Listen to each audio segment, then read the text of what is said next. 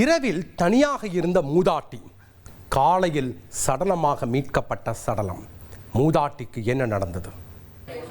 நாமக்கல் மாவட்டம் திருச்செங்கோடு அருகே வீட்டில் தனியாக வசித்து வந்த மூதாட்டி மர்மமாக கொலை செய்யப்பட்ட சம்பவம் அதிர்ச்சியை ஏற்படுத்தியுள்ளது.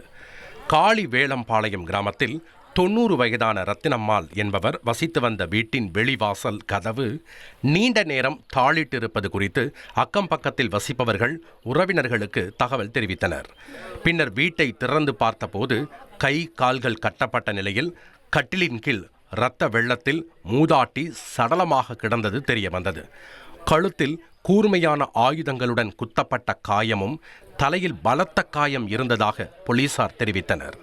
மூதாட்டி நகைக்காக கொலை செய்யப்பட்டாரா அல்லது வேறு ஏதேனும் காரணமா என்ற கோணத்தில் போலீசார் தீவிர விசாரணை மேற்கொண்டு வருகின்றனர். இனி செல்லும் இடமெல்லாம் செய்தி. தந்தி டிவியின் வாட்ஸ்அப் சேனலை ஃபாலோ பண்ணினா செல்ல இருக்கும் இடமெல்லாம் செய்தி. இதோ QR கோட் இப்பவே ஸ்கேன் பண்ணுங்க, ஃபாலோ பண்ணுங்க.